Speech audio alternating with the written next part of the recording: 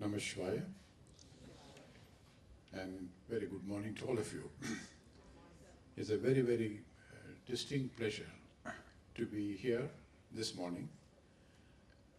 I see a sea of young and eager faces in front of me. And when I say that, I'm aware that this is no ordinary group of youngsters which I'm addressing. You have been selected, so you're really the cream of cream. You have been selected based on excellent performance in your studies so far. They might have, of course, selected you based on your marks. And as we know, and I'm sure you yourself are aware, that marks is not everything. So, and still, but marks is something. That's not nothing. That the marks itself indicates as an activity of the mind, that you are capable of focusing, that you are capable of picking up a task and seeing it to its very end and come out right on top, is what has got you there.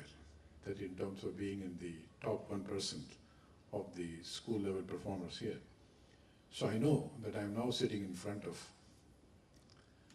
very, very astute, intelligent, hardworking, task-oriented, maybe some erratic, maybe some crazy, but all of you are very, very bright people. That's a great pleasure. But there's also a little flip side to it. It's not easy to... I see some youngsters very far away, and there are seats here. Would you like to move up? I'm sure that you can hear me, but I can see you better if some of you are up here. And it's not easy to speak to a set of youngsters who have very keen and questioning mind. And so I'm not going to do that. So what I'm not going to do is to try and lecture you into do's and don'ts. Because in all likelihood, you would probably switch off because you know, and I think you're right, if you think that it is a habit of older people to give advice. And I don't think advice is something which you need in such measure that you must get it every morning, afternoon, evening. Advice must be given in limited quantities, rationed quantities, and that's more effective. So what I'm actually going to do is to talk to you about a subject which is going to affect, impact, affect for the good or for the better all our lives, the whole world. And I'm going to see if much of it, some of it at least, will not be new information to you. You probably have learned it in the studies, or maybe you've read about it, or you have heard about it from others and so on. I'm referring to this whole topic of energy, how we, what we need energy for, how much of it do we need, and how are we managing now, and how are we going to manage in the future, and what exactly is the energy future. And the key point is that the energy future is our future. If there is no energy, there is no us. And as a matter of fact, I was discussing with one of your distinguished teachers that how energy has a strong religious connotation, a spiritual connotation, in the sense, in ancient times, both in India, in Greece, as well as in medieval Europe, and Renaissance Europe in the 18th century, 19th century Europe, energy was considered a religious matter. And any theory of energy which harmonized with the thinkers, religious thinkers, was considered to be the right, the answer to the energy question. And therefore, you could, in some way, be even define, since energy is all-pervading and energy, there's nothing you can do without energy, and therefore, that must be God, because that is the definition of God too. So, as you know, there are axioms in mathematics which you are not required to prove, but you start your entire mathematics from there. If A is equal to B and B is equal to C, then A must be equal to C. you probably know that there's no formal proof of this. But this is an axiom. So you run your life and the entire mathematical edifice is based on such axioms. They are limited. You cannot have too many axioms. But you need a few axioms which are the starting point. So you might as well build your entire theory, both in spirituality as well as in your science, on an actuality that since energy is universal and energy runs everything, and so is God supposed to be universal and God runs everything, so energy must be God. So you could actually start an axiom. And interestingly, so far, nothing has turned up in the science and technology area to say that this axiom is wrong. So therefore, I'm actually going to talk about some aspects of this kind of energy issues, but not in a very abstract way, but in a way which affects us. But I don't want to make this as a purely lecture mode, and I would like you to interact, and I would like you to clarify a doubt or maybe raise a counter question. And if you think that you are not in agreement with what I'm saying, I'll be delighted if you can put your hand up and tell me why you think that there's another way of looking at it. Okay? I'm not sure. We are starting late, so how much time do I have? Do you have a next, till when should I go? You could check with that. I'm assuming that I would go on for an hour, because your next subsequent programs. So till about for an hour or so, we would make it a very discussion mode. These days it's said that there are some things that you cannot escape from. And 3 things have been cited as the topmost things that you cannot escape from. One is death. The second is tax. And the third is the PowerPoint presentation. So I'm going to make a PowerPoint presentation. So if you are anti-PowerPoint presentation, I would request you to still keep your eyes open, and more importantly, the ears and mind open. Eyes could be closed. Before I actually start the presentation, I want to find a few people here. I want to know whether you are here. So if you are here, please put your name up. Any of you here? Is your name appearing on the screen? So far? Nobody? Anyone? Yourself? Anyone else who is in this list? Well, I'm really amazed. Why am I looking for these people? Do you know what is common between all of them?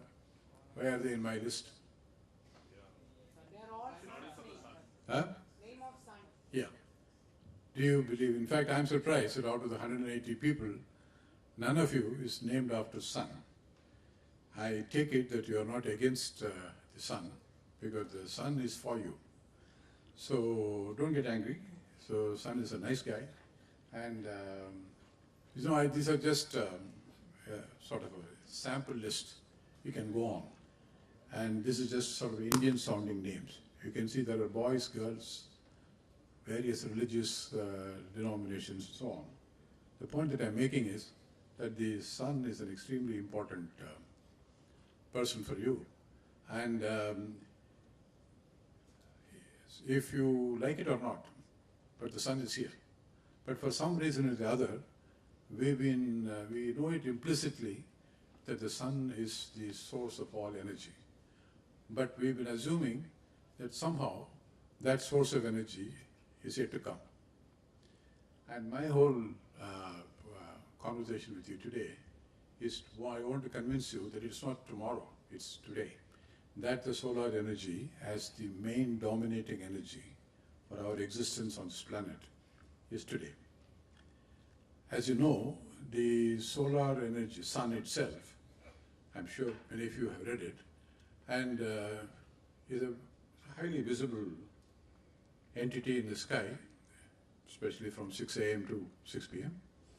And it changes its color starting from a golden yellow to red to bright white, and then again to varying shades of color in the setting sun, and travels across our sky, at least relatively so. As you know, it's we who are traveling across his sky rather than, but there's a relativity. But the sun is also a huge source of energy, and the kind of energy which is unimaginable in terms of numbers. And the energy itself arises from a big reaction which is taking place amongst the very hot burning gases in the sun's core, and temperature is rising to something like 6,000 K, and that reactions, which is really what we on Earth would call a nuclear fusion reaction, is what is actually taking place.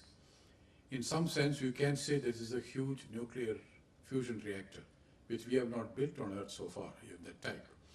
But it's essentially what we understand as a fusion reaction.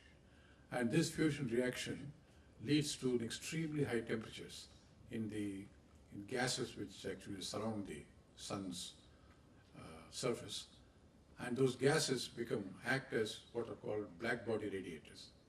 In your physics, you probably have read about black body radiation, Planck's law, and so on. So you have a black body radiation, and that a huge amount of electromagnetic radiation comes out of the sun. And how much of it is what I really want to talk about, and is there a way by which we can tap into this, and if we can tap into it, what are the limitations, and what are the problems?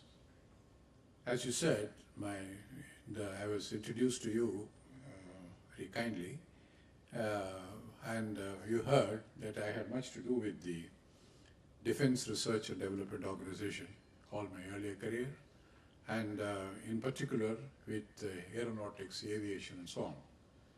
So normally an old criminal always in someday or the other will come back to this original scene of crime. So I would want actually even this conversation with you on energy. I thought I would show you something about how we will use energy in aeronautics, in aircraft.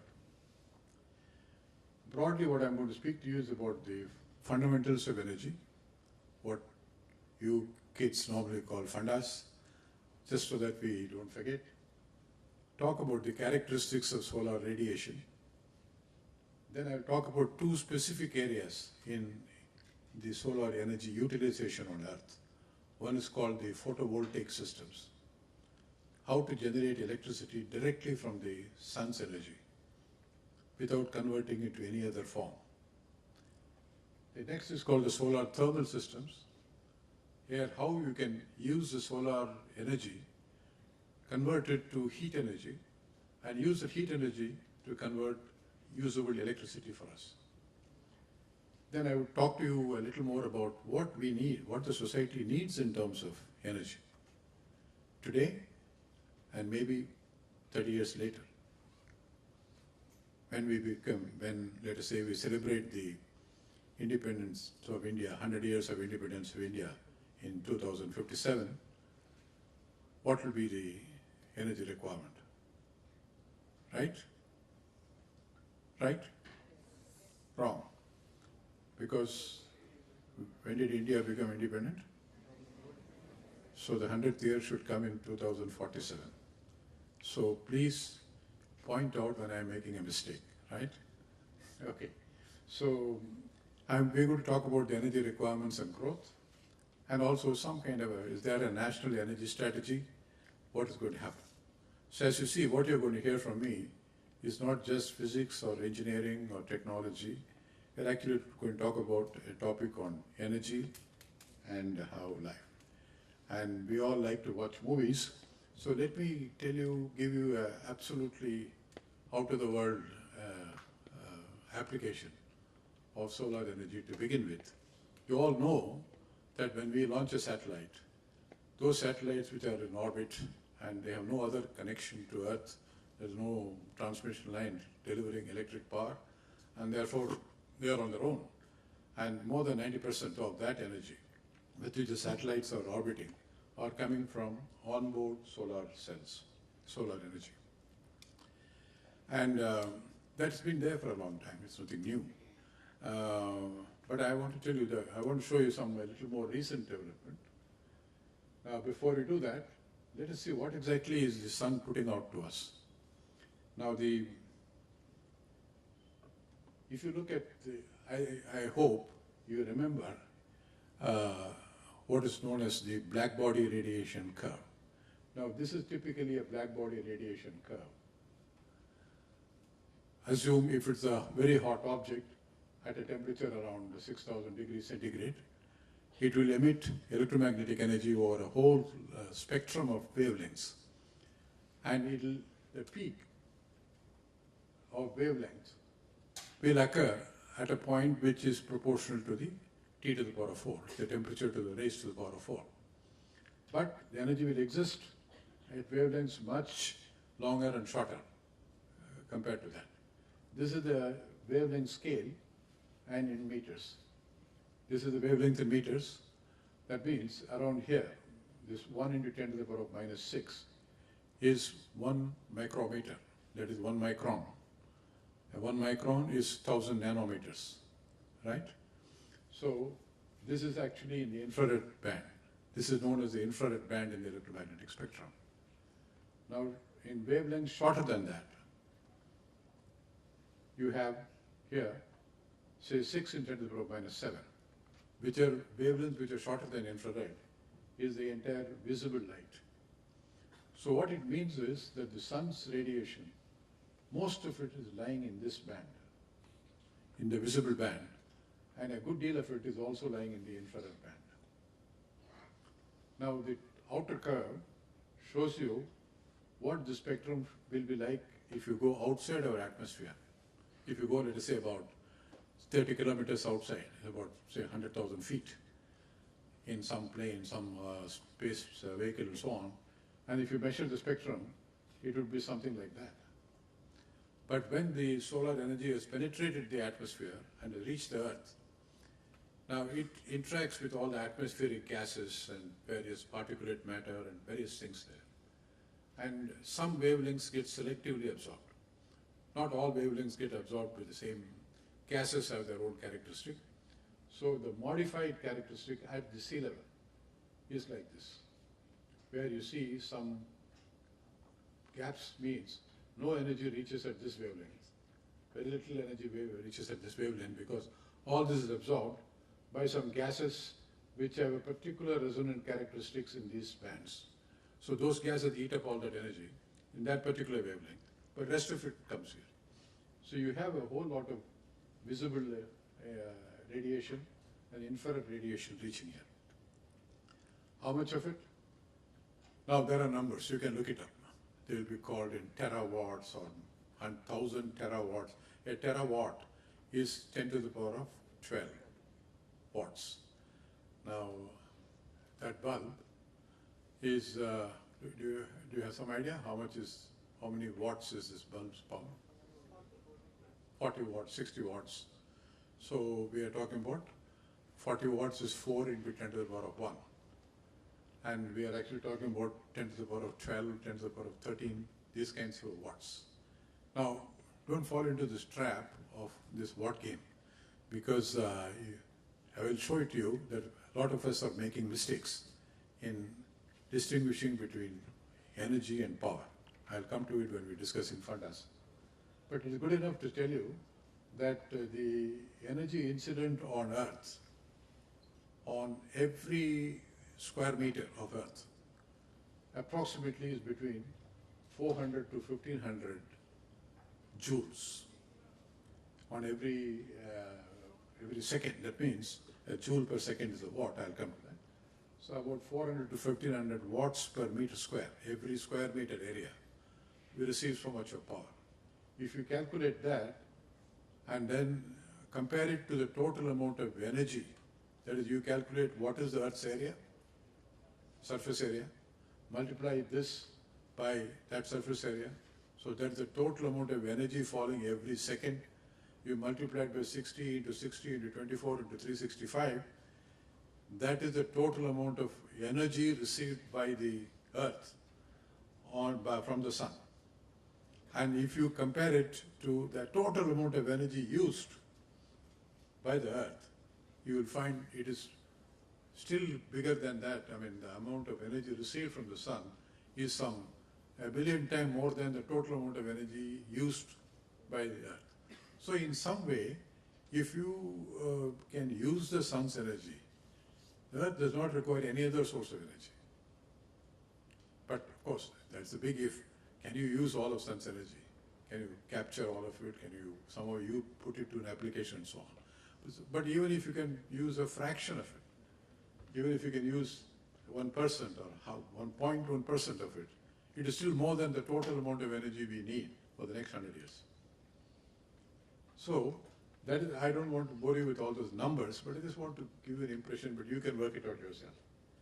Typically, if you take the India's position, location in latitude, longitude, because as you know, sunshine varies with seasons and with latitude and longitude, depending on where you are.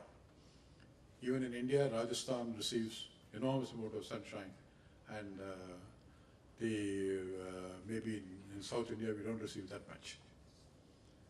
So there's a variation. But still, even if you take all that into average, India receives annually what is called 2,200 kilowatt hour per every square meter of India. So this is a huge amount of energy which is available. Now what do we do with that? Now this is for example, this is an aeroplane. You see the surface of it. See, this is an aeroplane which has been built to fly entirely on solar power. It of course carries some onboard batteries. Those batteries get charged by the solar power, and therefore even when the sunshine is not present, the batteries would activate. The aeroplane is built entirely to operate from electric motors. So the electric motor, you can see on the wing, something like 12 engines all over the wing. There are about 6 on either side of aeroplane, and it's flying merrily. You can see the whole surface lined up with what are called the solar cells. Now this, for example, this is a NASA demonstration. It is actually flown up to an altitude of 100,000 feet and can stay aloft for very long. Subsequent to it, a smaller aeroplanes has been shown to be aloft for more than 7 days, which means even when the sun was not present, the aeroplane was still able to do from the stored energy from the daytime. So if you can stay aloft for 7 days, that means you can actually stay aloft indefinitely. Now that's a kind of although this is not the most significant application of solar energy, we need solar energy on ground, terrestrially. But I just want to tell you where the world is going. Okay, now we want to talk to you about fundas. As you know, the energy, as we know, we experience energy in various forms. We have kinetic energy. Say we have a lot of mechanical energy. Now the mechanical energy is to making things move. And you can also make their gravitation is a form of energy. So you know about the kinetic energy and the potential energy. And you know I'm sure you know the formula for the kinetic energy. Half mv square, where m is mass and v is velocity. And PE is the potential energy. You can see conversions between them. And heat energy, you are aware. Sound energy, you are aware of it. You're also aware of electricity, electrical energy, and light as a source of energy, as a form of energy. You could probably list a few more not so significant forms of energy. The important thing that you see here is the first 4 of them I have listed have a mechanical characteristic. There is nothing electrical about it. The electricity is a different thing, is an electrical energy. You could add magnetism also as a source of energy, as a form of energy. Light is yet another form of energy, which is electromagnetic in nature. I hope you know from your school physics that electricity, magnetism, and electromagnetism are three different things. At least everybody thought so. The next major principle that you have to recall is that energy in the universe is conserved. Now, this is an axiom, as I said. I mean, no one can actually have proved it, but people find it difficult to proceed with a lot of physics unless you assume that all energy is actually conserved. Even when you lose energy, somebody else in the universe, some other element of the universe gains that energy.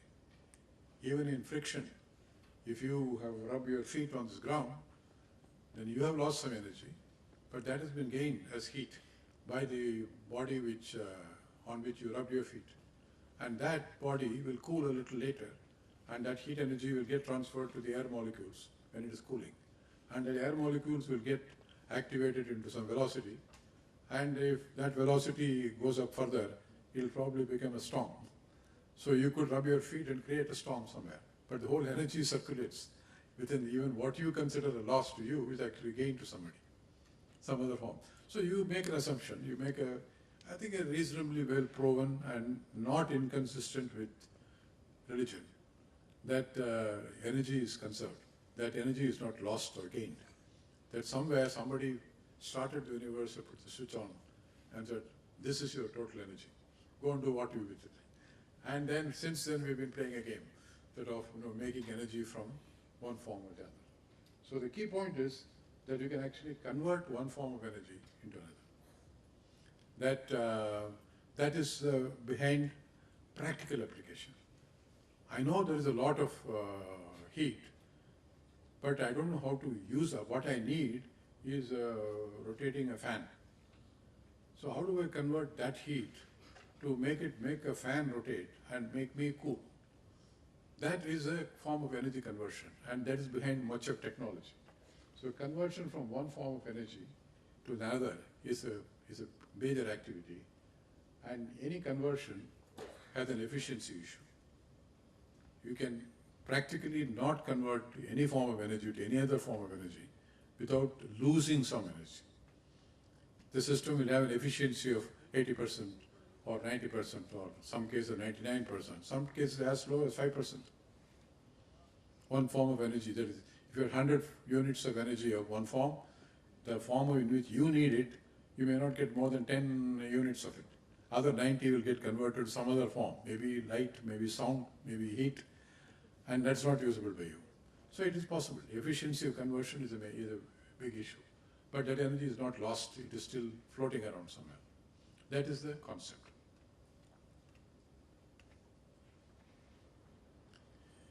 Now let's go to simple definitions. I'm sure that you all are those dimensions are very familiar to you, but I want you to remember some few things, because this is a commonly made mistake. Now you know in your chapter on work, power, energy, I'm sure you had a chapter like that.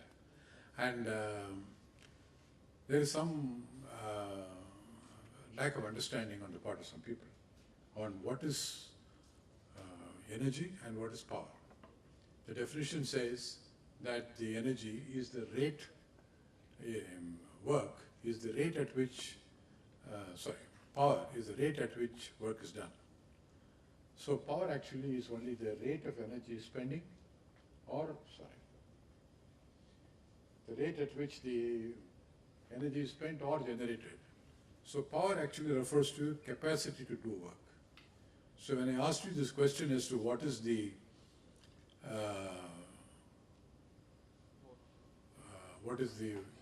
energy there, most of you answered wrongly, saying 40 watts.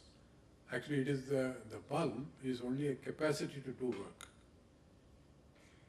It says I can absorb and I can deliver 40 joules every second, and therefore I am called a 40-watt bulb. But if I don't switch on, there is power, but there is no energy. If I don't switch on the light, there is no energy, but there is power. Power is actually capacity to do the work, and energy is actual delivery. So there is when you see in the various project reports, you have to be careful in analyzing, but I see a big mistake being made even by very experienced people, especially the non-technical people, when they talk about how much power they will generate, how much energy that you need and so on. They are making a mistake. If you see your electric bill, home electricity bill, how many of you have seen your electric bill your dad gets? Oh, great. And how many of you have actually gone and paid the bill? Great. Now, when you pay a bill, what are you paying for? Are you paying for the energy or power? Energy. Are you sure? Now, have you studied the bill? What is which town are you coming from? Cochin?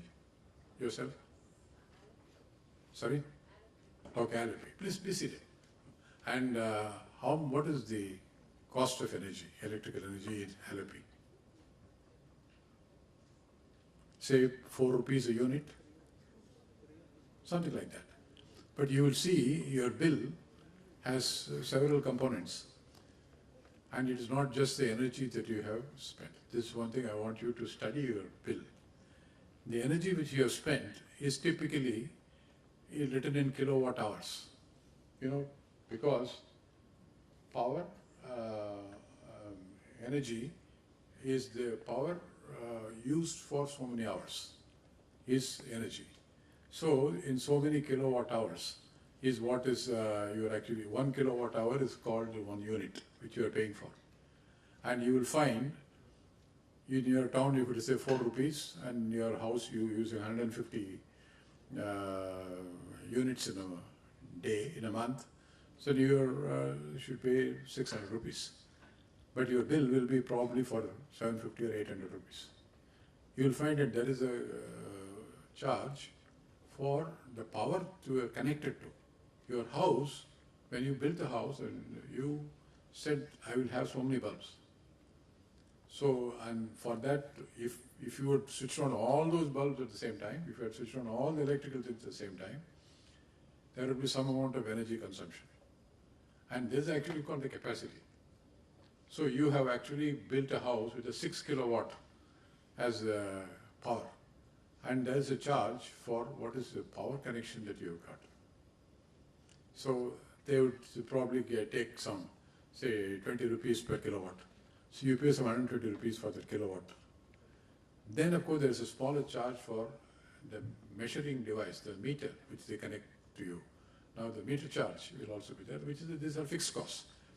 So this meter charge and the power charge are fixed. But the energy charge is actually depends on what you're using. Please see. And this is very important. I find that many of us are really a little bit not very good about it. Please also note the dimensions and so on. The next part of the fundas that I want to touch you, although it's not going to be really important for our conversation today, is that there is this, well, all forms of energy can be converted to each other. And we saw in the previous slide, mass is only one dimension. And in the dimension of energy, we have ml2t minus 2. But it looks like, after this gentleman Einstein appeared, that the mass can actually be converted to energy. So there is some mass energy equivalence principle. Why I picked this particular slide is, I'm presently reading this book, and I would very, very strongly recommend that you read this book. He calls this the biography as an equation. I mean, this is the first time I have seen biography and equation. He says that this is probably in science, this is probably the most well-known equation in science, in all forms of science. E is equal to mc square, which was given by mc, where m stands for mass, E is the energy, and c is, sorry? Velocity of light.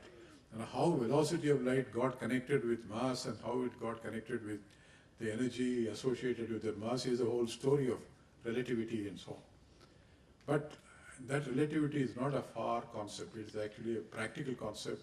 It is used in systems today and so on, and including the uncontrolled energy of nuclear bombs and things like that, it actually is the fact. Now, this powerful mind of Albert Einstein thought this up, and keep this in your background, although it's not very important for us today. Now I want to talk to you a little bit about, this is a little table I've made. Look, what do we need energy for? And from our life, you can see, it looks like that for keeping alive we need energy, which is for breathing, for our heartbeat, for walking, or whatever we want to do, for lifting things, or even for thinking. Probably we need energy. And let me broadly describe it as a biochemical energy, something, but it's too simple a term for it. But the energy of living is, and it's obvious that most of that energy has to come from the intake, from the food. Maybe we take something directly from the atmosphere when we breathe. Maybe we take a little bit directly from the sun, through the skin. Vitamin D, for example. But there are some amount of energy. These are minor things, but the major source is food. That's one thing that I'm not going to talk about today. You can go to the hostel and examine that. But I'm actually going to talk about the other areas. See, but to prepare the food, the whole world is into cooking. It wasn't like this, say, 50,000 years back.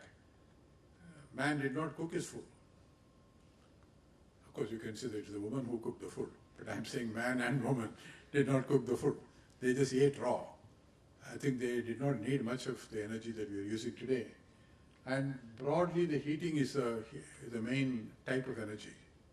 And the source is biomass, right from early days, firewoods and so on. Today, more different types of biomass, electric, and today we have gas. Now we need to go from one place to another place, transportation. Now, essentially it's kinetic energy that you need to move, and today we use a lot of petroleum and electrical for moving people. That's the kind of energy which you need to do. Again, say 50,000 years back, people did not move so much. So you can imagine how much of energy was not spent in transportation. We need illumination. Now the illumination requirements 50,000 years back was much less. You live in a cave, the amount of place to be lit is small. And it's not like Mukesh Ambani's house. And you also need for a shorter duration, so they used some burning torch or something. But today you need a lot of illumination, streets, various things, and electrical. Today we have to control environment. We need to heat when it's very cool, and we need to cool when it's very hot. We need to circulate the air, we need fans, we need various things. And that's electrical. We need a lot of manufacturing and construction. To support our living, we need to make this, make that, cement, steel, petroleum, turbines, weapons, many things, ships, planes. We need to make many things. For all this you need to make raw materials, metals, shape them into metals, you have to make into plastics. Then to dispose of plastics you need to spend more energy. So it's going on like that. So we have a lot of manufacturing and construction. A good deal of it is electrical, steam power, and many things are used there. Now this is a new thing. Whole information, communication, and entertainment. Now your computers, your networks, your communication systems, your entertainment systems, and all of it will have to run. They need energy. They're mainly electrical. Now the whole issue is now this energy that we need to spend, and there is no putting the clock back. If we had all had this seminar 50,000 years back, this workshop, now it's interesting to imagine how we would be assembled and who would be talking to whom. But there is no putting the clock back. We will necessarily have to spend a lot more energy, which supports our way of living now. But can we do this in some form that it is sustainable, that you can do it forever, that your children and your children's children and so on can continue to live at least as we are living? That is the real question. In that, we have a concept called the renewable energy. Now, if you spend a lot of energy, which is more or less one shot, then of course cannot be renewed. That process cannot go long. So you have a whole concept of a renewable energy, which is derived from natural processes that are replenished constantly. In its various forms, it derives actually from the sun or from the heat generated geothermally deep within the earth. In this definition includes electricity and heat generated from solar, wind, ocean power, which means the power of the tides, ocean currents, and the hydroelectric power, the rivers falling through various heights. Use of biomass, but in a very special way. Geothermal sources deep within the earth, there are heat sources inside, and biofuels and hydrogen derived from renewable sources. These are known as the renewable energy, because this is a term which you hear very often. What is missing here is the energy which we use mostly now, which is that we drive coal. Today the coal is our main source of electrical energy. And as you can see, this is missing. That means it is non-renewable. Now today, as I said, energy, we're using it in various forms, but today my focus is going to be mainly electricity, because that constitutes the most ready form of energy that we all need. And let's talk about electricity generation. As you can see, broadly you can define the electric generations into three categories.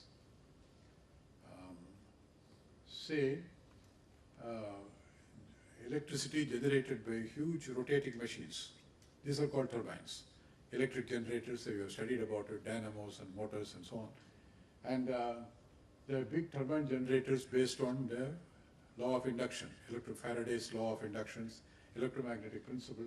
The big turbines in which a magnet is rotated within a coil, and the coil generates electricity. So these are, and the rotating system is connected to a turbine. A turbine is a wheel in which, say, a gas or water or something impinges on it, then the wheel is made to rotate. And when the wheel rotates, then the coil rotates. When the coil rotates in a magnetic field, the coil generates electricity. So these turbine generators can be based on, they can be run mostly by steam. They can also run by water. Hydroelectric, I have left this out by mistake. The hydroelectric generators should also be here as the turbine generators. Water falls from a height.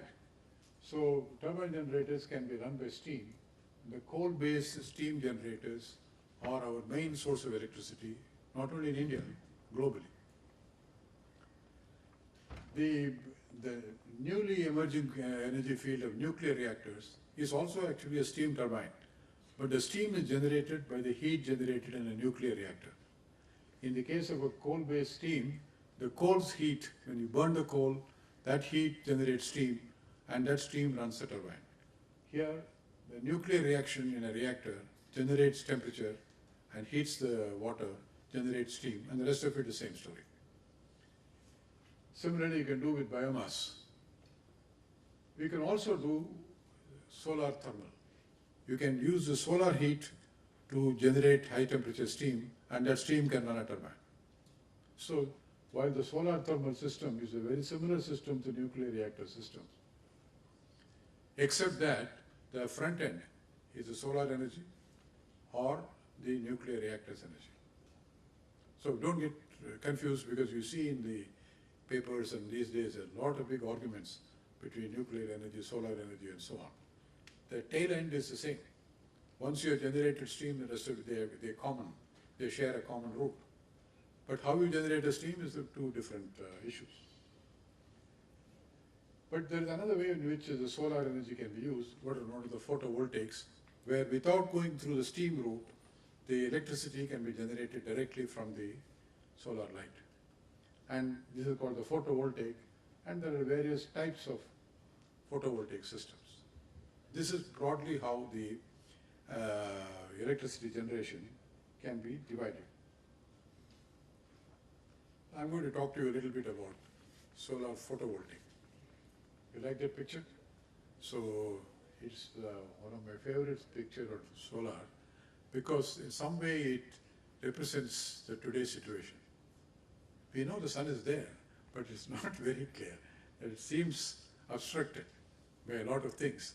And so we need to make this solar photovoltaic come out in the open and make it a major source. Today, everybody pays lip service to the solar photovoltaic, solar energy, but somehow people are diffident, saying, no, but we don't have the technology.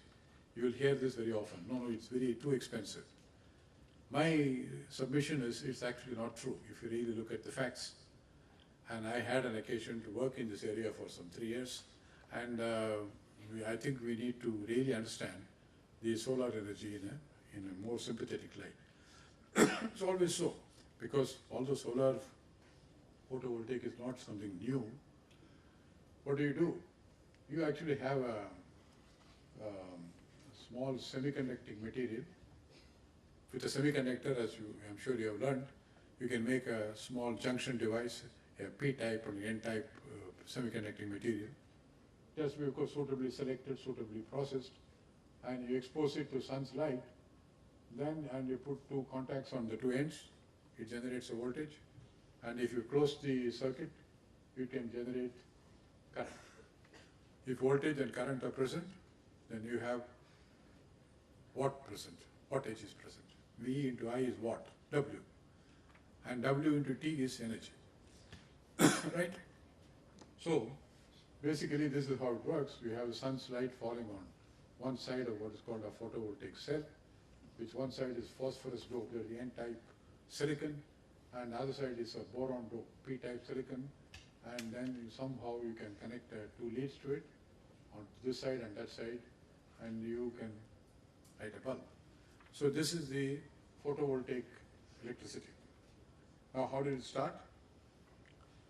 Curiously, same gentleman, Albert Einstein. Now he came up with what is called a photoelectric equation in the year 1905. Have you heard of this called the Annus Mirabilis? In Latin it means the year of the miracles. Have you heard of this? Now it turns out that many top scientists got all their flashes in one single year, and that is the year they produced practically everything they did in their life. After 1905, Einstein just gave lectures on this. He lived till he was about 80. When in 1905, he was only 26. He was born in 1879, and in 1905 he was 26 years old. And most people, even Michael Faraday, even Newton, and many people, they actually produced their C.V. Raman, and produced their work when they were 20s and 30s. So hurry up. So you have still some time, but you need to look smart. You need to do these things by the time. Don't wait till my age. You need to work much harder. It seemed that he did all his work. He published 5 papers, which is what Einstein is known for. The rest of his life he elaborated on it, he wrote books on it, he gave lectures, made a little small improvements to it, and so on. All this came out in one burst in 1 year, when he was still a clerk in a patent examiner's office. He was not even in a scientific laboratory. So, he produced what's called a photoelectric equation, in which he produced this idea of a quantum, that the energy is not available continuously across the wavelength spectrum, and he says that there is an energy quantum called h nu, where nu is a frequency, h is a Planck's constant. Probably you know all that. But it says that if you hit a material, like I think in Einstein's experiment he used some potassium, you hit a material with a light of various wavelengths, say at 700 nanometers, 550 nanometers, 400 nanometers. 700 nanometers did not produce any output, it did not produce any electron knocking out of the material, whereas others produced. And this made him feel that there is some kind of a quantization, that in all energy it goes in steps. Anyway, that is we won't spend time on it, but this started the entire quantum physics, quantum revolution. And this photoelectric equation is not unrelated to the photovoltaic phenomenon that we are talking about. So eventually we got into a semiconductor junction solar cell. The solar cell was not very new today. It was actually announced, a silicon solar cell was announced by the Bell Labs in USA in 1954. So it's about 60 years old now. Now, in spite of the fact that such a discovery was made, and the solar cell made by Bell Labs was hailed by the next day's headline in the New York Times as saying, now this is an unlimited energy supply because it comes from silicon, which is sand material. Silicon dioxide is plenty abundant on Earth's crust, so we can keep on digging silicon dioxide and converting it to electricity. So there should be an abundant, unlimited electricity. This is what it was hailed. But it hasn't happened. In these 60 years, it has been used in spaceships, it has been used in various places, even terrestrially it has been used, but still the dependence is on coal and petroleum, which are known as fossil fuels. These coal and petroleum are coming from deeply buried fossils through millions of years of interaction. And when they are depleted, to make another lot of that will take another million years. In between, we have to take a holiday. We cannot have energy. So that is the situation we are heading to. Now, it was entirely possible that starting from 1954, the world had proceeded in a different direction. India, for example, started an Atomic Energy Commission as early as 1948. Now, if only they had started a Solar Energy Commission at that time and made it as interesting to people and professionals and so on, possibly there will be no power cuts in the country today. But anyway, that's in the past. So what we need to look at it is what is the future. Now typically, I don't want to go too much into the detail of it. This is what is called a current versus voltage characteristic of a solar cell. That is, if we take this solar cell and apply, sort of make the sun shine on it or some light fall on it and measure the voltage across it, I get what is called an open circuit voltage. That is without closing the loop. I'm not connecting a load. I just measure with a voltmeter, and I get an open circuit voltage. Similarly, suppose I just short circuit these two ends, then there will be literally no voltage across it. All the voltage will flow into what's called a short circuit current. And in between there will be various values. If I plot the I versus V, then usually I'll get a curve like this under irradiation. When the light is falling on it, it will be like this. A curve in which the current delivered by the solar cell is more or less remains constant with load. And then it drops suddenly into a voltage. And this is typically a characteristic of it. The most important point that I want you to remember is, when you power a device with a solar cell, there is a maximum power it will deliver under some load. Below that, it will deliver less power. Above that also, above that load and below that load. That is, if you connect a 40 watt bulb to it, it won't deliver 40 watt all the time. It will either deliver 28 watt or 38 watt this side. In between, it will deliver 40 watts.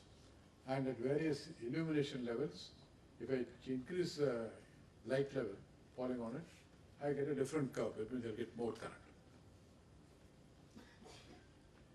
Typically, a construction is like this, and perhaps the best way for you to learn it is to take a book. But essentially, there are all kinds of constructions. But using what is called a semiconductor technology, and which you all know in microchips and things like that, is commonplace. And then there are things like tandem solar cells, where a solar cell can be made to respond specifically to the part of the electromagnetic spectrum which you are getting. Now, the electromagnetic spectrum we are getting from the sun, as you saw, was at least wide, and it covered the entire band of spectrum, say from red at this point to blue. The Vibgyor, the Vibgyor is here. We have a proposal to build a wing which is connected by, which is actually carrying a solar cell on a thin film which is flexible. So you can do many things with it. Now, before I move away from solar cells, I want to tell you that what is called the balance of systems is very important. What I mean is, see, this is the solar cell which receives the power, which receives the sunshine. That's only the front end. But that generates some voltage, but it has to be converted to usable electricity either in AC loads or DC loads, direct current or alternating current. In between, I definitely need what is called a charge controller, which regulates the flow of charge from the solar cell into the load. Then you need a battery system or some kind of a storage system which gives you power when the sun is not there. Then you need inverters if it's an AC load, like in your UPS at home, to convert DC to AC, because the solar cell produces a DC, a direct current. So now the cost of the system, if you take the total cost of the system, while the silicon solar cell may be high technology, but that contributes only less than half of the cost. There's a whole big cost is here.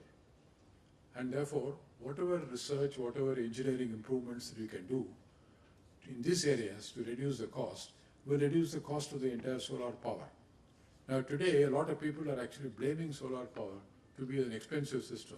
It's essentially because we have not paid much attention to what battery technology that we'll use, or what inverter technology that we'll use. So this is something which we need to remember when we are talking about solar system. Typically, if you look at the use of solar energy all over the world, this data is not quite current, but you find Germany, where there is very little sunshine. Germany is a very cloudy country, and they use solar energy much more than most other countries. And as you know, recently, they announced the complete closing down of their nuclear plants and take that role to the solar cell. This is typically what a solar cell array farm would look like. A very large number of, each one here,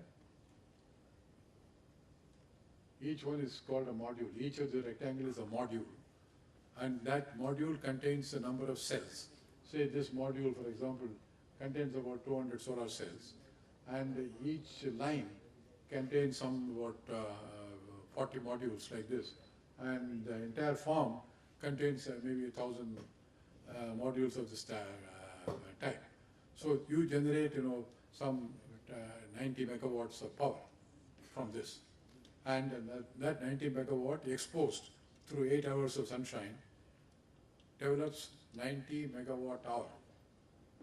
That is 90 megajoules multiplied by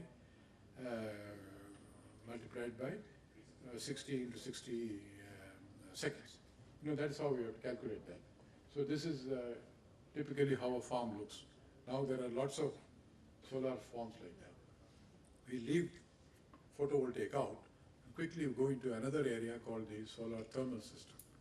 Now this is an area, as I mentioned, where the sun's energy is used in a slightly different way.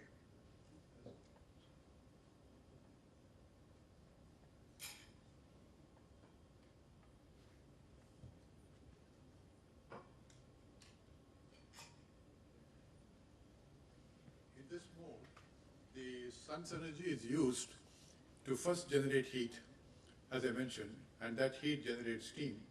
And so sun's energy is converted to thermal energy, and thermal energy in turn is converted to electrical energy. These are the solar thermal systems. Now, one obvious example is of using solar energy into thermal energy is the ordinary home solar heater. Now, this water heater, which is on the roof, works on a simple principle of generating or capturing the sun's energy by means of simple black coated corrugated sheets. Now, black painted corrugated sheets. Why is it corrugated? You understand corrugated? Means wavy.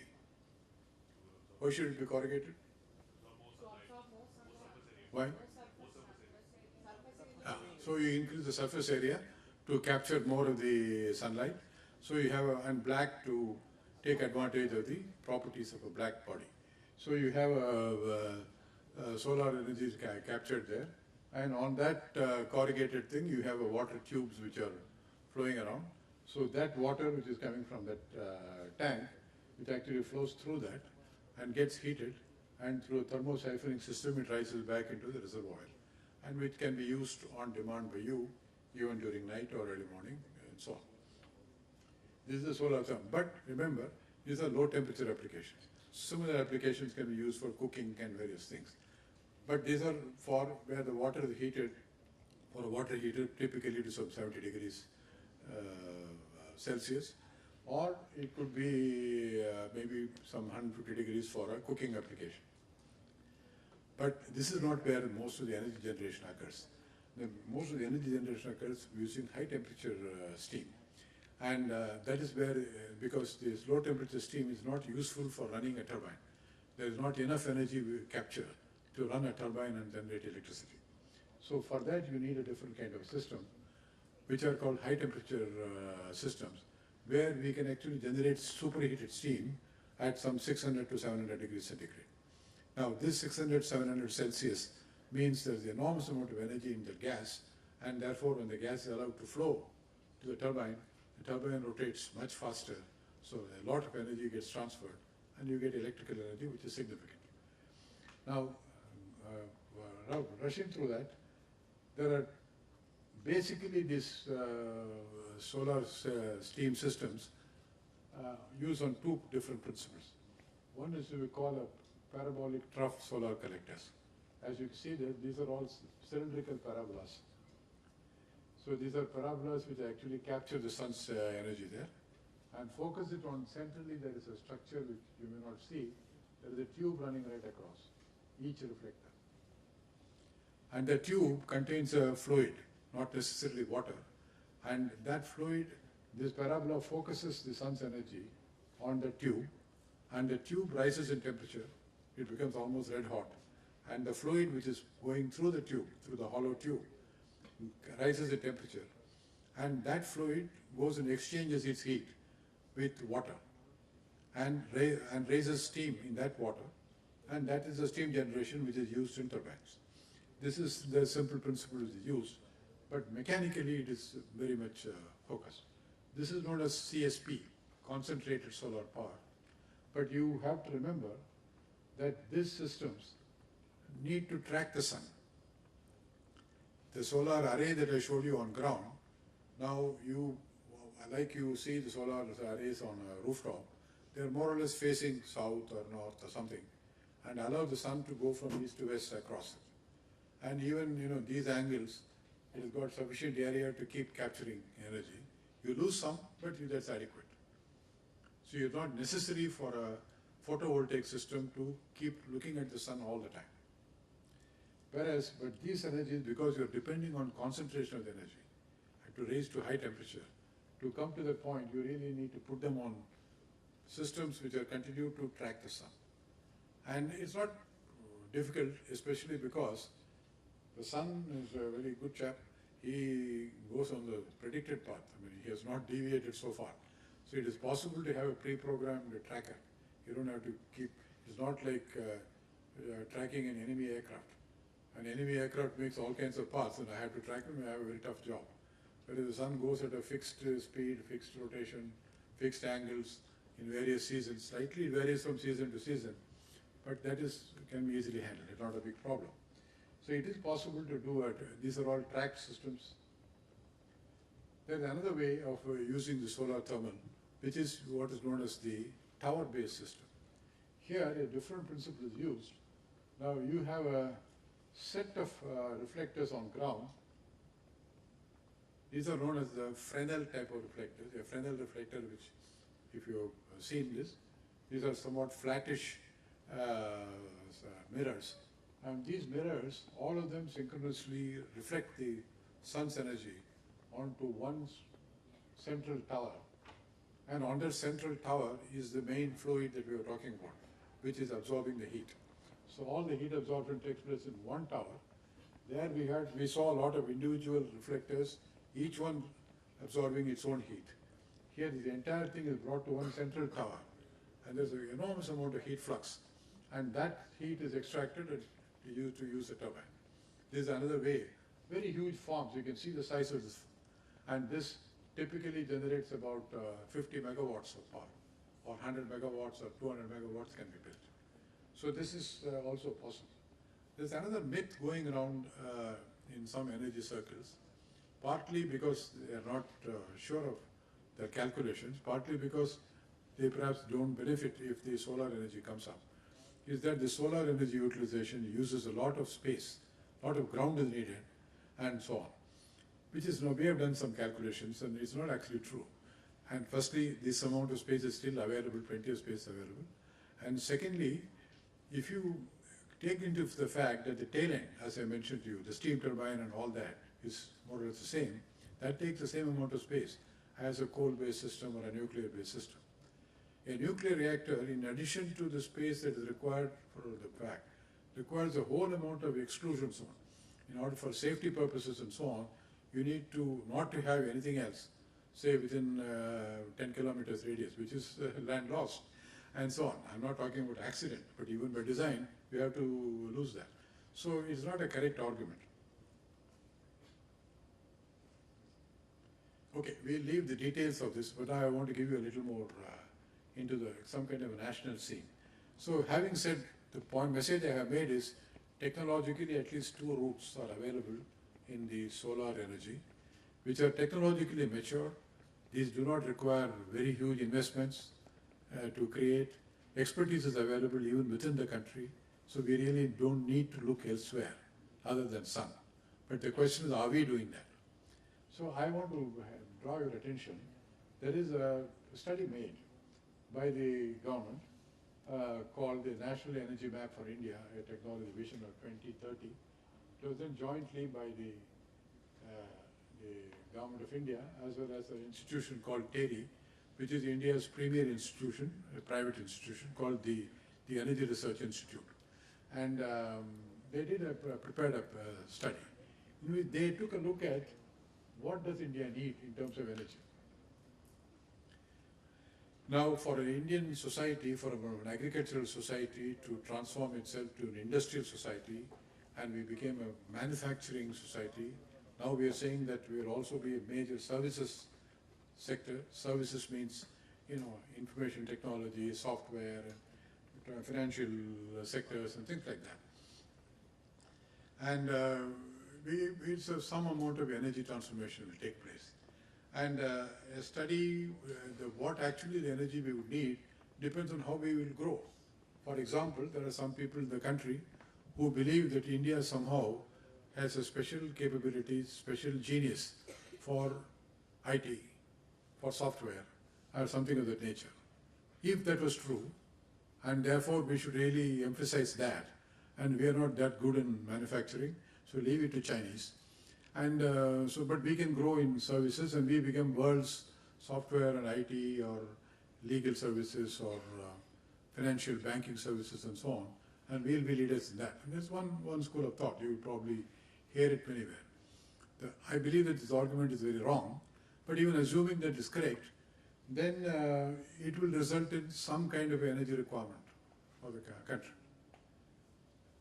Suppose this is not correct and you need to actually emphasize manufacturing in a bigger way, that will require some other kind of energy requirement.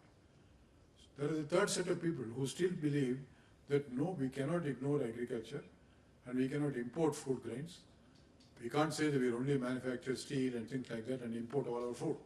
It's not logically it is possible, but it's not a practical system. So we must actually promote agriculture. It will result in a different thing. So it really depends on a national vision, whether what do you envisage your country to be? What is the macroeconomic growth model of your country, and therefore what you need as energy. So this is really, you have to prepare an Indian energy basket. Now I want to give you a glimpse of the Indian energy basket. Now this is only electricity. These are facts which I just try to remember some big numbers. I'm not expecting you to know the table. Now, this is some data, hard data, on how much electric power capacity exists in the country as of end of 2010. The total electric power generation capacity is about 171 gigawatts. That means 171 into 10 to the power of 9 watts, or 171,000 megawatts. Now this amount of capacity actually produced energy in gigawatt hours. That means 1,000 kilowatt hour, and 1 kilowatt hour is 1 unit. Okay, 1 unit which you pay for. We actually produce 801 gigawatt hour of electricity during 1 year, during the year 2009-2010. Now, so this is the 100%, right? And out of that, how much came from coal? 68% of that came from coal and lignite. Lignite is the, if you are familiar with the Neyveli plant, it's a low-grade coal, but it's coal. And produces 68% came from that. So you can't wish away coal, not only for India, for any country. So there's a lot of, blaming the coal there. It's okay, you can, but it's a fact. You need to live with coal and live another 100 years. You have to live with coal. And hydroelectric systems like Pakranangal and Metro Dam, here, close by here, produce over 13.6%. Natural gas produced electricity for about 11.6%. Wind power, especially in Tamil Nadu, produced 2.3%. The 19 nuclear reactors which we have set up in the country, almost all of them with indigenous technology, produced 2.3%. And biomass, oil, solar, etc. produced less than 2%.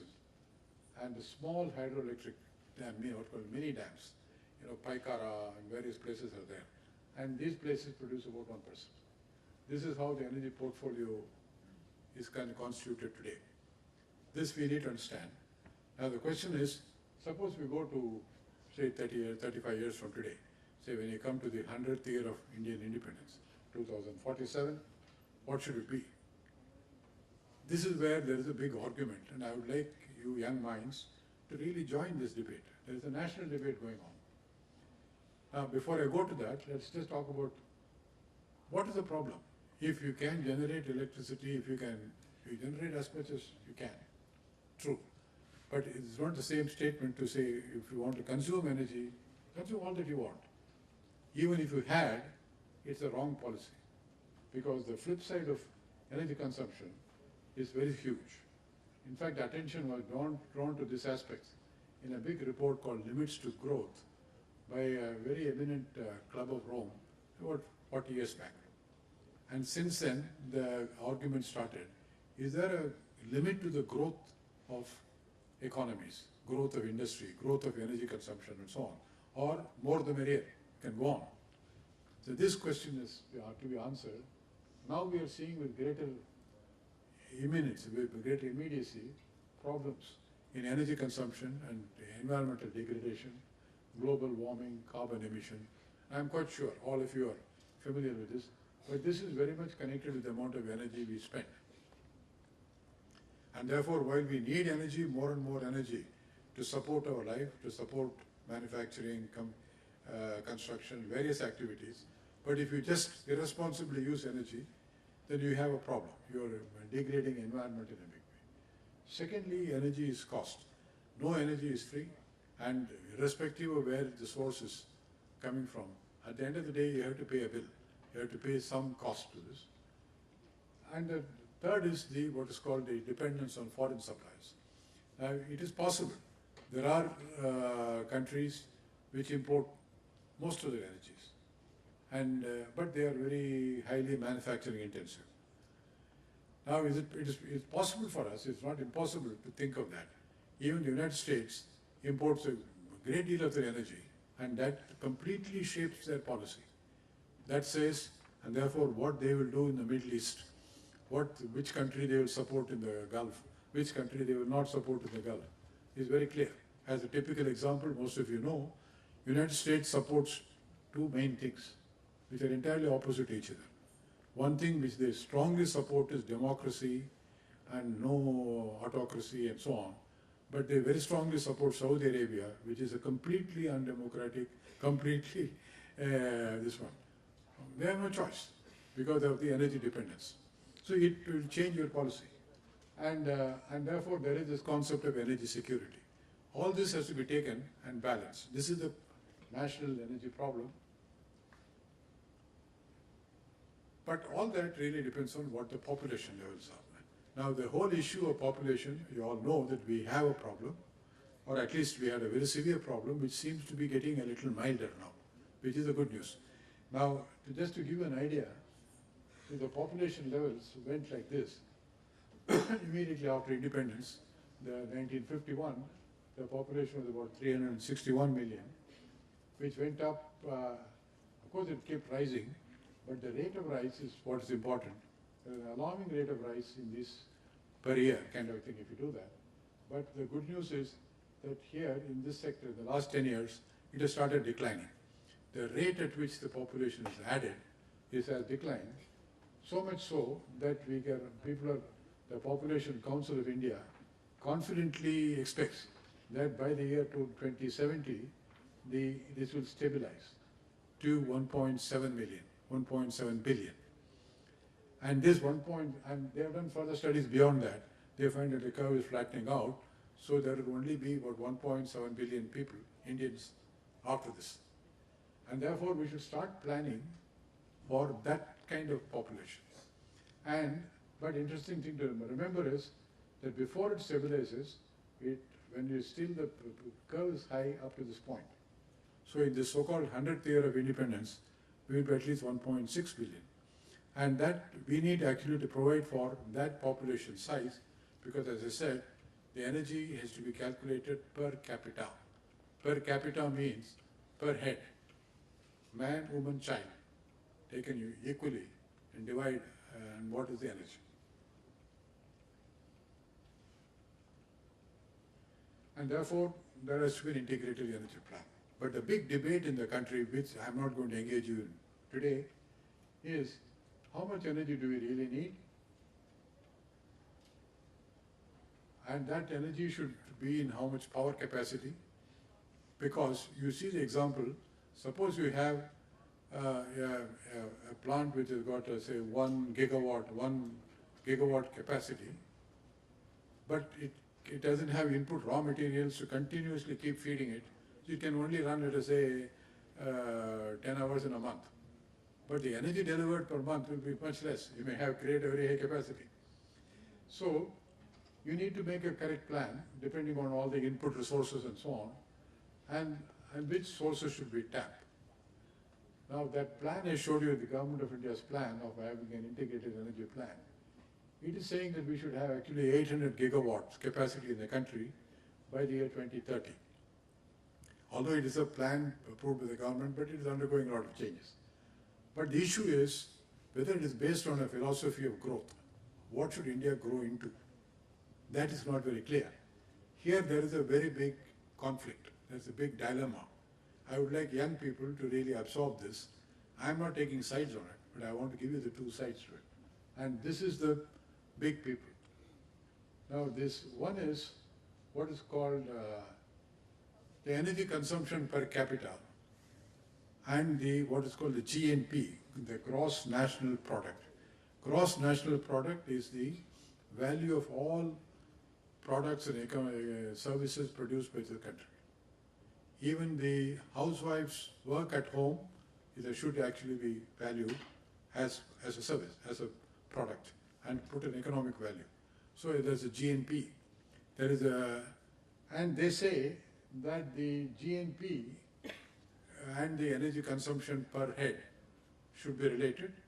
If you want to achieve a high GNP, we should have so much of energy per head.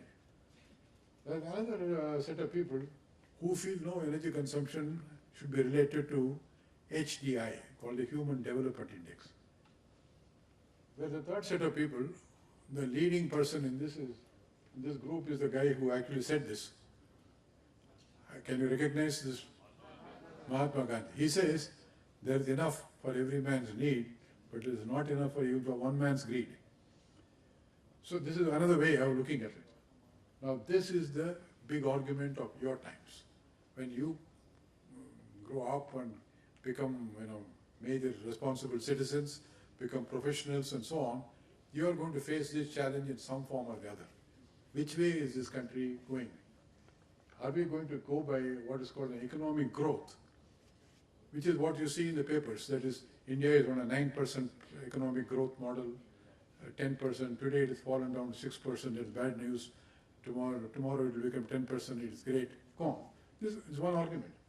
That economic growth is actually measured by the rate of increase of GNP, and this is the energy planning model adopted by most of the developed, especially the Western countries, particularly the institution called the World Bank. Now, this is one way. It's possible to do that. But we also know that the Western countries which produce this kind of energy and consumed it, we also know empirically by the sheer observation, they really don't need to do this. They don't need to have so much of energy spent and wasted. And that this could have been used much more wisely and without polluting the atmosphere and creating all the problems. This is one theory. The other theory is there is something called a Human Development Index, which has been actually developed by an agency of the United Nations, and it takes into account, as an indicator of the national well-being, you take into account the average life expectancy, what is the literacy level, what is the health indicators level, and so on. They have developed a very complicated system of Human Development Index in each country. Now, nobody is disputing that. Now, India is actually pretty low in Human Development Index at the moment. It's a 1 to 10, 0 to 1 scale, in which India is very close to some 0.3 or something like that. Compared to, let us say, the Human Development Index in some of the other countries, maybe as high as 0.7, something like that. Now, it is possible also to relate the amount of energy that you use to Human Development Index. You can actually do the energy planning based on, will it result in an increase of the Human Development Index? If I spend so much of energy, instead of looking at will it generate economic growth, can I say that will India have a better Human Development Index? That's one way of looking at it. Now, I want to just give you my mind on it. So I feel perhaps if you look at the electricity question, by 2047, to my mind, and a lot of people who think so, is that the appropriate model is actually the HDI model, the Human Development Index model. And the interesting thing is that the Human Development Index, if you compute with respect to energy consumption per head in various societies, up to, you can go on increasing the energy consumption per head, the Human Development Index increases. That means the well-being goes on increasing. But beyond that point, you can see the well-being doesn't increase. If we can pump in more and more energy, it doesn't matter. The well-being does not necessarily increase. So you actually target that point. You say that's the amount of energy that I need. This is the planning that is possibly we should do. And if you do that, some people have done this calculation, it looks like about 2,000 kilowatt hour of electric energy per capita per year will be enough. But still much higher than what we are doing, what we are getting now. We'll get the Indian HDA to acceptable level, which means the population level of 1.6 billion in 2050, we should really be producing 3,200 multiplied by 10 to the power of 3 gigawatt hour. Today we are making about 1/4 of that. Today we are generating 801. So whatever it is, even if you plan your electricity not on a wasteful way, but based on HDI model, which says national well-being is addressed, you still have to increase your electricity generation by a factor of 4 by the time you reach the 100th year. Then you are ensuring some kind of a stability in the system. This is the message. But it looks like that we can actually feasible to achieve this goal with the solar providing more than 1/3 of this increase. This additional, 2,800 gigawatt hour which we had produced, of which more than 1,000 can actually come from solar. That is the potential. We can go into the details of that. But all this is not going to save us, but it is saving energy which is important. There is no point in just generating and wasting it. There are many methods in the generation, in the transmission, in distribution, in end use. Everywhere we need to become much more conscious of how to save energy. The fact that I have a switch, it should not lead me to switch it on. If there is enough light, there is no need to switch it on. It doesn't make sense to put on all these curtains and to switch on all this. It's not necessary. Only this area needs to be dark. Take this auditorium, you can keep that whole area bright. You have a nice shielded here. Only this area needs to be dark for you to see. It does not make sense. From every little point, we need to become more energy saving conscious. And right everywhere. And if you do all that and put the solar energy to good use, I think we have a bright future. We already have a Jawaharlal Nehru National Solar Mission, which says that 20 gigawatts of solar power capacity has to be created by the year 2022. There's another T20, the 2020 kind of thing. But it says that we must pioneer a graduated shift of economic activity based on fossil fuels to one based on non-fossil fuels. And from reliance on non-renewable and depleting source of energy to renewable source of energy. That is the promise which the government makes. I think it is possible. So, at the end of the day, there is really nothing like sun. In our national energy strategy, the sun will and should occupy the center stage, as it should, being literally the original source of all energy. So I want to thank you for your attention.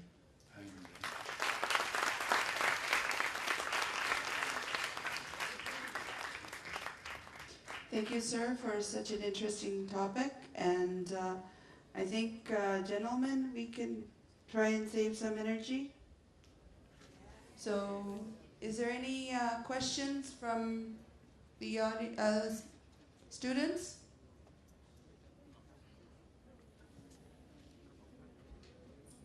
Feel free, feel energetic, and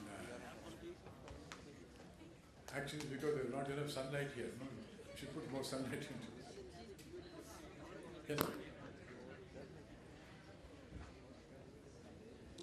Sir, I'd like to know how much solar energy is required. I mean, how many solar panels do we have to build to power a house, a normal house?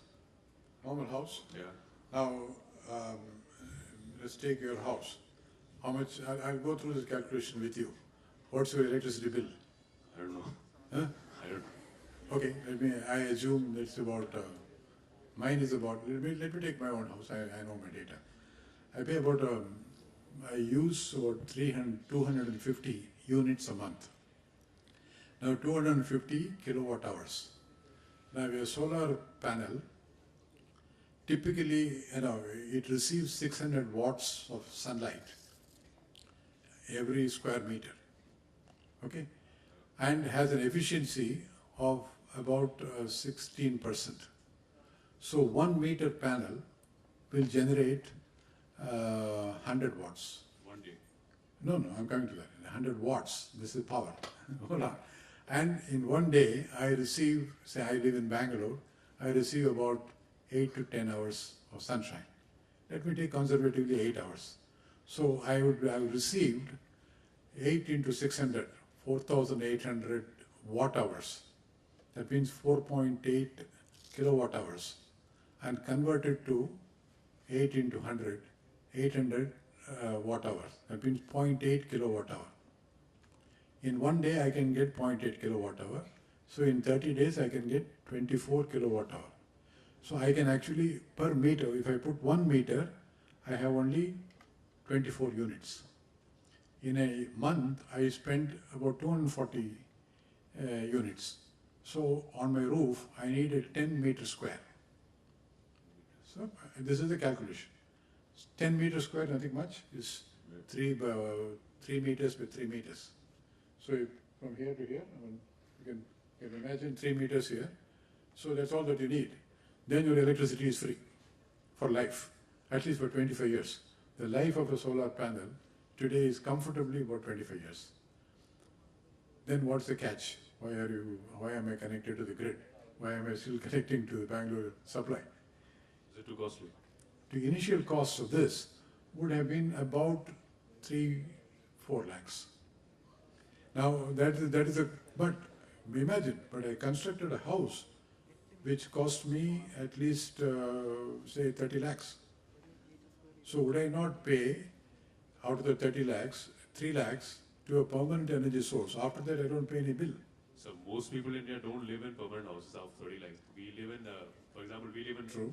So what you can do is, like I have done, I built a house in which being some kind of a solar energy enthusiast, I made a sloping roof at the correct angle and all that. I said, I'm going to fit the solar panel.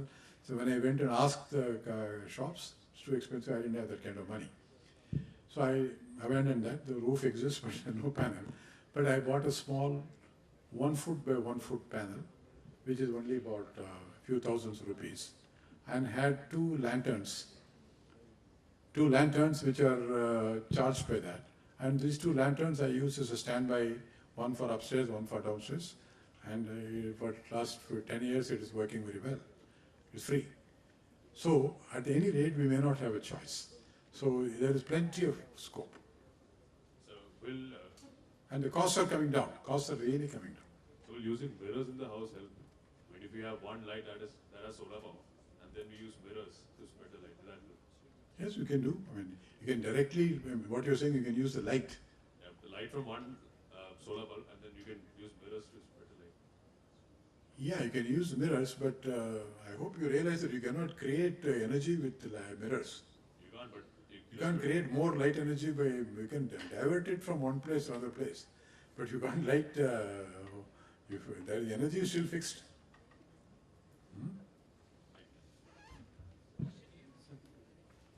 So 2 days before we heard about dye-sensitized solar cell, Yes. and they said that it is less cheaper than the ordinary solar cell with silicon. That means silicon-based solar cells are more expensive. Yes. And you said that silica is common in our country, and why is it that it is more expensive, which is ordinary in our country? It's true. You are right. It's true. The dye-sensitized solar cells are coming up in a big way. Till about last 2 years, the efficiencies of dye-sensitized solar cells were very low. Not enough technology has come to raise this efficiency, typically 2.5% to 3%. But recently, in the last 2 years, we have seen some research reports pushing this efficiency up to even about 8% or so. That is good news, because these dye-synthesized solar cells can be made in thin films, can be made using much cheaper raw materials, and therefore they expect, although the efficiency is low, but I can use much larger area and make up for it. So the game amount of energy can be done. So definitely dye-synthesized solar cell is an option for the future. Now, I'm not saying silicon will go away. Silicon will also exist. Silicon prices, costs are also coming down. But today, the processing cost of silicon is very high. You have to process it with much more sophisticated steps. We'll take 2 more questions, and from both of the girls. Sir, you told Germany, though a cloudy country, uses more solar energy. How is it possible? By determination. By simple determination. Good. It's a very, very good question. Many people are asking this. In fact, I can say by politics, and that is the power of politics. Now, Germany for the last about 25-30 years is a very strong green party, a party which is devoted to the green principle and the atmosphere principle. In every element of politics, they say, is it green? If that is not green, they oppose it. And it is the green politics of Germany which has forced the government to look at solar as an option and without prejudice. And otherwise, people are prejudiced and saying, no, no, no, it's too expensive, especially in a cloudy country. They have demonstrated that it is possible to have adequate technology to, even with that. If you do this calculation of the amount of sun energy falling, even in Germany, it is still economical. But people look at it with a preset prejudice. That's the only answer I can give. Thank you, sir. I hope I'm right, but I'm not sure. But today, for example, you will see, to follow up your point, after this Fukushima tsunami, there is this big setback to the nuclear power program. Everywhere people say that no, nuclear power is not safe, we should go away from it. Within 6 months of that accident, Germany announced that they were going to completely, no more new nuclear reactors, even the existing reactors will be shut down within the next 5 years or so. They made a firm announcement. Now, when that is quoted here in this country, has some argument as to maybe we should also look at our, whatever plans we have made for the nuclear power growth, our people say, no, but Germany, they're doing it only for politics. As if India will not do things for politics. In every country, every democratic country will do things for politics. Politics means understanding the people's wishes and trying and accommodate it. That is politics. So it's not a bad thing if India does it for politics. So, we are having all the know-hows, then why are we still facing energy crisis? Because people like me are incompetent, are not good enough. People like you have to come up. That's the only answer. It's a fact. As a young person asking this question is correct. I can only say, we won the World Cup in cricket. What happened next time? Next 1 year, why are we down? That is what happened. We have enormous potential. In fact, the reason why I chose this topic to a young audience like this is, I would like you to understand the failings of the previous generation. It's a fact that all this is available, but still there is an issue.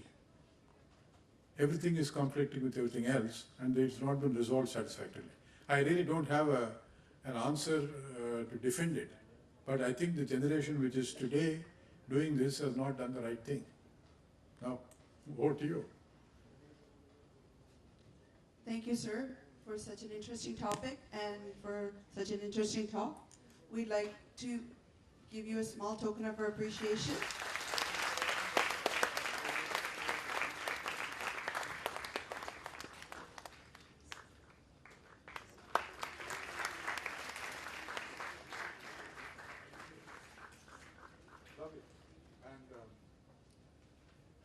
It's an absolutely flat mirror. I know this technology is exceedingly interesting. I wish it was parabolic. I could have focused some sunlight and, got some electricity out of it. Maybe you could do that.